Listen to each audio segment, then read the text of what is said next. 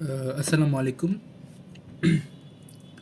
আজকে Notre Dame Holy Cross Saint Joseph এবং college অ্যাডমিশনের জন্য আপনারা বাংলা পার্টের প্রিপারেশন কীভাবে নেবেন সেটা আমি আপনাদেরকে একটু গুছিয়ে বলবো। দেখেন, আমি যদি কোনো সাবজেক্টে আমার এসএসসি লাইফে সবচেয়ে কম গুরুত্ব দিয়ে থাকি সেটা হবে বাংলা আর বিজিএস। আচ্ছা, এখন বলি, আমি বাংলা সাবজেক্টে এত কম গুরুত্ব দিয়েও কিন্তু আমি এসএসসিতে গোল্ডেন এ প্লাস পাইছি। তাই I think I am the right guy for this topic. আচ্ছা, বলি,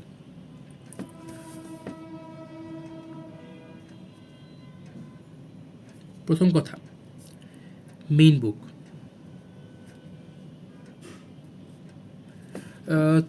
আমাদের এনসিটিভি থেকে যে বইটা দেওয়া হয় সেটা হচ্ছে সাহিত্যপাঠ, সহপাঠ এবং বাংলা ব্যাকরণ ও নির্মিতি। আমি বলবো যে আপনাদেরকে যদি বাংলা কিছু পড়তেই হয়, আপনারা প্লিজ এই তিনটা বইয়ের বাইরে কিছু পড়বেন না। কী কী বললাম? সাহিত্যপাঠ, সহপাঠ এবং ব্যাকরণ ও নির্মিতি।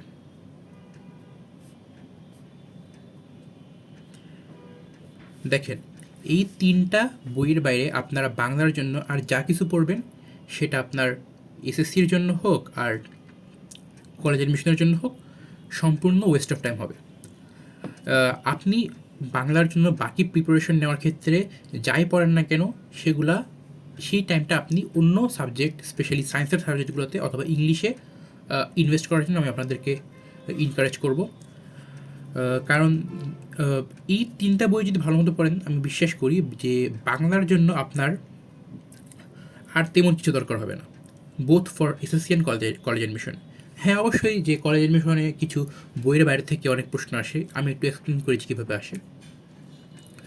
দেখবেন অনেক প্রতিশব্দ, সমার্থক শব্দ অথবা বাগধারা, সেগুলো দেখবেন এইচএসসি অথবা বিসিএসের প্রশ্ন থেকে আসতেছে।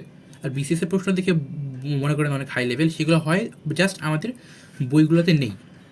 আমাদের বই অবশ্যই অনেক শব্দ দেওয়া আছে, বিপরীত শব্দ, প্রতিশব্দ, আর অনেক গ্রামাটিক্যাল টপিক দেওয়া আছে, শব্দের অর্থ, দোতনা, বাগধারা, এগুলো কিন্তু অনেকগুলো দেখবেন যেগুলো কলেজ অ্যাডমিশনে আসছে কিন্তু সেগুলো আমাদের বইয়ে নেই। আমি বলবো সেগুলার জন্য আপনি কোনো ধরনের টাইম ওয়েস্ট করবেন না। সেগুলো পড়ার জন্য কিচ্ছু করা লাগবে না, কিচ্ছু না মানে কিচ্ছু না। কারণ ওই অল্প কয়েকটা মার্কস পাওয়ার জন্য পড়তে গেলে আপনার উল্টা আরও চান্স মিস হওয়ার প্রবাবিলিটি বেড়ে যাবে। কারণ ওইগুলো ম্যাক্সিমাম টাইম কেউ পারবে না, এবং ওইগুলো করাই হয় যেন কোশ্চেনের একটা মানে ইউনিকনেস ধরে রাখার জন্য। ওইগুলো পারার জন্য দেওয়া হয় না, ওগুলো এমনি দেওয়া হয় জাস্ট ফর মজা বলতে পারেন, টিচাররা ফান করার জন্য দেয় আর কি। সো সেগুলো যেগুলো বইয়ের বাইরে আসছে সেগুলোর জন্য আপনারা যে এক্সট্রা প্রিপারেশন নিতে যে টাইমগুলো ওয়েস্ট করবেন, সেগুলো আমি বলবো আপনারা সায়েন্সের সাবজেক্ট অথবা ইংলিশে ইনভেস্ট করেন। আচ্ছা, আর হ্যাঁ, এখানে সাহিত্যপাঠ আর সহপাঠের কিছু কথা বলি। আপনারা দেখবেন, আমি মেনলি আপনাদেরকে আপনারা কত কম পড়াশোনা করে Notre Dame, Saint Joseph, Saint Gregory এবং হলি ক্রসে চান্স পেতে পারেন, আমি আপনাদেরকে মেনলি সেই বিষয়টাই বেশি এমফ্যাসিস দিব। আপনারা দেখবেন অনেক সাল দেওয়া আছে, বিশেষ করে কবি লেখকদের জন্ম, মৃত্যু এবং তারা কোন সালে মানে লেখালেখি শুরু করছে অথবা কোন পেশায় যোগদান করছে, কত বছর অধ্যাপনা করছে, সেগুলো আমি বলবো ভাই আপনারা এই জন্ম মৃত্যুর সাল আর কোন সালে কবি কী করছে সেগুলো একদম স্কিপ করেন। এগুলো প্রথম কথা, মনে রাখার সম্ভাবনা বলতে গেলে জিরো। আর যদি এগুলো দেয়ও, হ্যাঁ দেখবেন এনডিসি প্রতি বছরই তাদের ভর্তি পরীক্ষায় জন্ম, মৃত্যু অথবা এই সংক্রান্ত একটা সাল দিবেই। আমি বলবো এই ধরনের সাল আপনারা সম্পূর্ণ স্কিপ করেন। এখন বলি যে আপনারা কোন সালগুলো পড়বেন। লেখকের গুরুত্বপূর্ণ সাহিত্যগুলো কত সালে প্রকাশ পেয়েছে সেগুলো আপনারা পড়বেন, সেগুলো আপনারা অবশ্যই পড়বেন। যেমন রবীন্দ্রনাথ ঠাকুর গীতাঞ্জলির জন্য কত সালে নোবেল পুরস্কার পান, 1913, এগুলো আপনারা পড়বেন, এগুলো মাস্ট। কারণ এগুলা আসবে এর সাথে সাথে, মানে আমি আপনাদেরকে বলতেছি আপনার কোন সালগুলো পড়বেন এবং কোন সালগুলো পড়বেন না। লেখকদের জন্ম, মৃত্যু, কত বছরে কী করছে না করছে এগুলো পড়া দরকার নেই, কিন্তু কোন সাহিত্য কত সালে রচনা করা হয়েছে এবং ওই সাহিত্যের জন্য কী সম্মাননা পাওয়া হয়েছে সেগুলো আপনারা প্লিজ মুখস্থ করবেন। কারণ এগুলো মনে থাকবে অ্যাটলিস্ট, কিন্তু জন্ম, মৃত্যু দেখেন আপনাদের মনে থাকার প্রবাবিলিটি অনেক কম।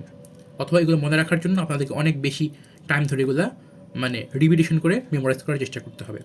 সো আমি এটা আপনাদেরকে সাজেস্ট করবো। আর হ্যাঁ, আপনার গল্পগুলো খুঁটিয়ে খুঁটিয়ে পড়বেন।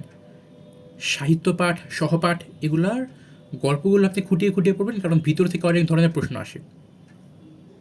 আচ্ছা, এখন একটু আজান হচ্ছে, আমি একটু কিছুক্ষণের জন্য ভিডিওটা পজ করবো। আচ্ছা, এখন আজানটা শেষ হলো, আমি ব্যাক করলাম।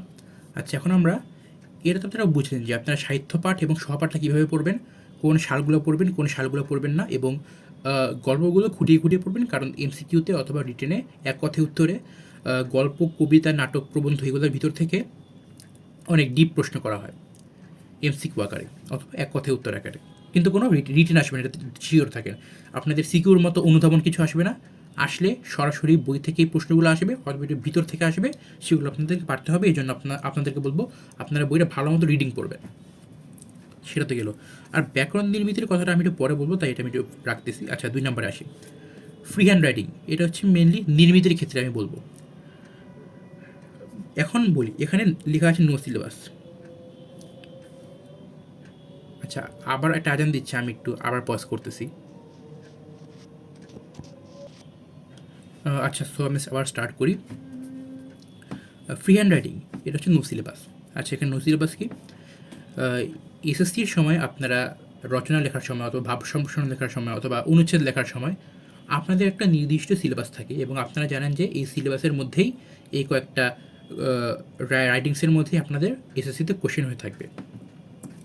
রচনা, ভাব সম্প্রসারণ, অনুচ্ছেদ, এক্ষেত্রে আপনার একটা নির্দিষ্ট সিলেবাসের আওতাভুক্ত থাকেন, এবং এক্ষেত্রে আপনারা বুঝতে পারেন যে এর মধ্যে থেকে আসবে, সো এর মধ্যে পড়লে আমি এসএসসিতে একটা ভালো ফিগার কাট করতে পারবো। কিন্তু নটরডেম সেন্ট জোসেফ সেন্ট গ্রেগরির ক্ষেত্রে এবং হলি ক্রসের ক্ষেত্রে দেখে থাকবেন ওদের রাইটিংয়ে কোনো বাধ্য ধরার সিলেবাস নেই। আমি একটা এক্সাম্পল দিয়ে বোঝাতে চাই। এনডিসিতে 2023 সালের অ্যাডমিশন পরীক্ষায় একটা অনুচ্ছেদ এসেছিল। অনুচ্ছেদের নাম ছিল ডাক বাংলো। এখন এই ডাক বাংলোটা লিটারালি 95% পরীক্ষার্থী পারে নাই, এক কথায় পারে নাই তারা। এবং এর মধ্যে বেশিরভাগ যে অনুচ্ছেদের কথাটা লিখছে সেটা হলো ডাকঘর। তারা ডাক বাংলোকে ডাকঘর মনে করে ফেলছে। মেনলি ডাক বাংলো হচ্ছে পূর্ণ কোনো জমিদার বাড়ি অথবা সরকারি রেস্ট হাউস বা গেস্ট হাউস, যেখানে টাকার বিনিময়ে ভ্যাকেশনে আসলে থাকা যায়, এমন একটা জিনিস আর কি ডাক বাংলো। তারা লিখছে কি ডাকঘর। সো যারা ডাকঘর লিখছে তারা অবশ্যই এখানে 0 পাইছে। সো আমি বলবো যে এই ডাক বাংলাটা অবশ্যই একজন এসএসসির ছাত্র অ্যাটলিস্ট তার বাংলা পড়ার সময় তার সিলেবাসের মধ্যে এটা অবশ্যই কখনো পায় নাই, ঠিক না? সো এটা সম্পূর্ণ জেনারেল নলেজ থেকে এই অনুচ্ছেদটা আসছে। যার জেনারেল নলেজ ভালো, যে নাকি এই সম্পর্কে একটু জানে, সে এটা পারছে। অর্থাৎ এটা বেশিরভাগই পারে নাই, এবং যারা পারছে তারা কিন্তু অনেক স্টেপ আগায় গেছে, কারণ অনুচ্ছেদে কিন্তু একটা ভালো নাম্বার ছিল। যেহেতু যখন এমসিকিউতে 1-2 নাম্বার থেকে অনুচ্ছেদে সেখানে 5 নাম্বারের মতো ছিল। সো 5 নাম্বার কিন্তু একটা অ্যাডমিশন টেস্টে অনেক অনেক অনেক বড় একটা অ্যামাউন্ট। সো আমি বলবো এই ক্ষেত্রে আপনারা যেটা করতে পারেন, আপনাদের একটা অ্যাটলিস্ট এটার জন্য আমি বলবো কিছু এক্সট্রা বই পড়তে। এক্সট্রা কোনো বই না, মেনলি জয়কল্লির দেখবেন একটা বাংলা সহায়িকা বের হয় কলেজ অ্যাডমিশনের জন্য, সেখানে অনেকগুলো অনুচ্ছেদ দেওয়া থাকে।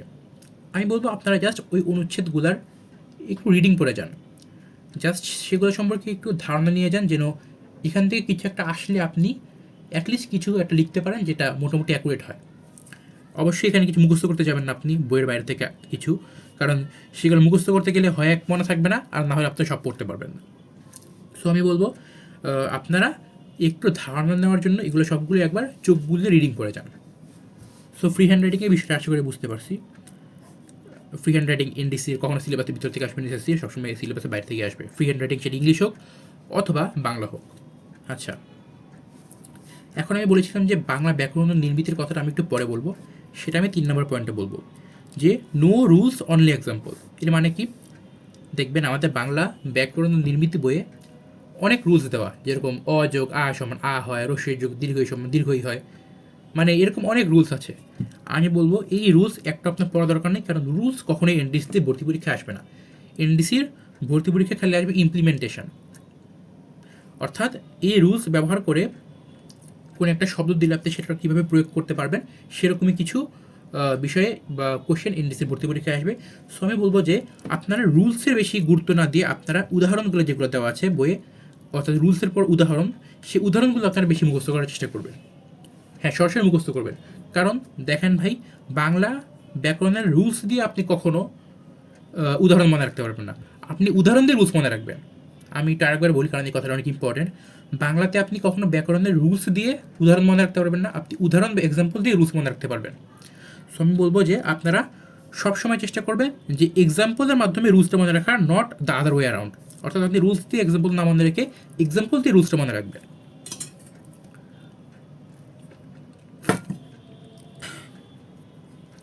আচ্ছা, এটা তো গেল। সো আমি বলবো, আর মেন কথা, এনডিসি ভর্তি পরীক্ষায় রুলস কখনো আসবে না। এটার সাথে যোগ করলে কী হবে, এটার সংখ্যা কী হবে, ওটার সংখ্যা কী হবে, অ্যাটলিস্ট বাংলার ক্ষেত্রে, ব্যাকরণের ক্ষেত্রে সেখানে খালি এক্সাম্পলগুলো মেনলি আসে। সো আপনারা এক্সাম্পলগুলো ভালো মতো মুখস্থ করবেন এবং এর মাধ্যমে আপনার রুলসটা মনে রাখার চেষ্টা করবেন। এটা গেল 4 number point, only for Bangla. This is case is only applicable for Bangla. মুখস্থ গ্রেটার দ্যান বুঝে পড়া। আমি আবার বলছি, this is only applicable for the subject Bangla. বাংলার ক্ষেত্রে মুখস্থ অলওয়েজ বুঝে পড়া থেকে গ্রেটার। আমি আশা করি যারা এখানে বর্তমানে ভিডিওটা দেখতেছেন তার কেউ বড় হয়ে বাংলার প্রফেসর অথবা বাংলাবিদ হতে চাইতেছেন না, এবং চাইলেও সেটা নিজের পার্সোনাল প্রেফারেন্স। কিন্তু আমি ধরে নিব যে আপনারা বাংলা অ্যাটলিস্ট জাস্ট আপনাদের এসএসসি এবং এইচএসসির একটা পার করার জন্য পড়তেছেন। এবং এই ক্ষেত্রে বলবো, মুখস্থর থেকে আপনাকে বেশি মানে অ্যাড ফুট আর কিছু দিতে পারবে না ফর দ্য সাবজেক্ট বাংলা। আপনি physics, chemistry, math, biology, ICT, English সব কিছু বুঝে বুঝে গ্রামার অনুযায়ী পড়েন, কোনো সমস্যা নেই। কিন্তু বাংলার ক্ষেত্রে ভাই ঠাড়া মুখস্থ করেন। এক্সাম্পল বলেন, সাল বলেন, কবি কবি কোন কবির নাম, কোন কবির মায়ের নাম, কার কার বাবার নাম কী, এগুলো সব কিছু মুখস্থ করবেন, ঠাড়া মুখস্থ করবেন। এখানে বুঝে পড়ার কিছু নাই। মুখস্থ করা যাবে না এই মেন্টালিটি অ্যাটলিস্ট আপনি বাংলার ক্ষেত্রে রাখেন না। বাংলার ক্ষেত্রে খালি মনে করবেন যে বাংলার ক্ষেত্রে বুঝে পড়ার কিছু নাই, এটা খালি মুখস্থ করার বিষয়। সো বাংলা নিয়ে আসলে বেশি কিছু বলার নাই, যেহেতু এটা খুবই রিগেড একটা সাবজেক্ট এবং এখানে মানে পেঁচানোর মতো খালি আছে ডিপ থেকে প্রশ্ন করা আর বইয়ের বাইরে কোশ্চেন দেওয়া, আর হচ্ছে আননোন নির্মিতি লিখতে দেওয়া। এর বাইরে তো এখানে আর কিছু মানে ঘুরানো পেঁচানোর কিছু নেই, লাইক ফিজিক্স, ম্যাথ আর কেমিস্ট্রি। সো আমি বলবো এখানে আমি সবগুলাই বিষয়ে কভার করার চেষ্টা করছি। আপনারা বাংলার একটা ওভারঅল রাউন্ড হেডেড প্রিপারেশনটা কীভাবে নেবেন তার একটা মানে আইডিয়া দেওয়ার চেষ্টা করছি, এবং আমি মনে করি এখানে আমি কিছু বাদ রাখছি। এবং সর্বোপরি একটা কথা বলতেই হবে যে আল্লাহর রহমত ছাড়া কিন্তু আপনাদের জীবনে কিছুই করা সম্ভব না। সো বেশি বেশি আল্লাহর কাছে চান, বেশি বেশি আল্লাহর কাছে বলেন যে আপনি আমার হে আল্লাহ, আপনি আমার এই জার্নিটা আসান করে দেন, সহজ করে দেন, এবং you are good to go. Thank you.